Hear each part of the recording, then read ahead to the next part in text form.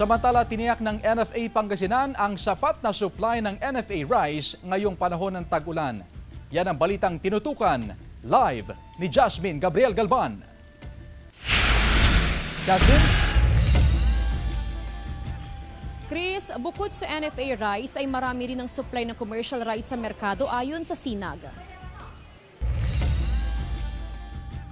Tiniyak ng National Food Authority Pangasinan na sapat ang supply ng bigas sa probinsya ngayong tag-ulan.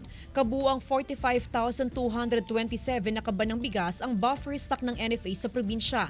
Sasapat ito sa 15 araw na buffer stock requirement ng NFA.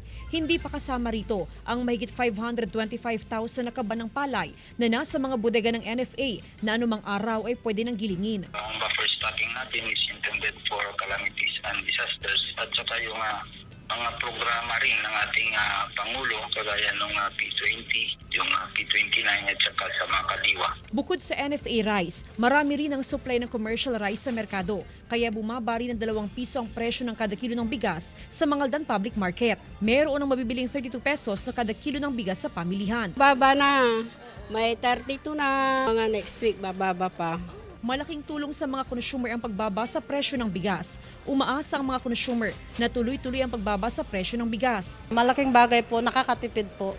Samantala, ibinaba na ng Department of Agriculture sa 43 pesos kada kilo ang maximum suggested retail price sa imported na bigas simula ngayong araw. Para yan sa 5% broken rice na imported. Ayon sa DA, stable na ang presyo ng bigas sa global market kaya binabaan ng MSRP. Chris, dito naman sa Kalasyaw Public Market ay nasa 35 hanggang 52 ang kada kilo ng commercial rice. Samantala, tuloy-tuloy naman ang delivery ng bigas sa pamilihan. Bukod doon sa bigas na nanggagaling sa probinsya ng Pangasinan ay marami ring supply ng bigas na nanggagaling sa Nueva Ecija, Isabela at maging sa Cagayan. Chris? Maraming salamat, Jasmine Gabriel Galban.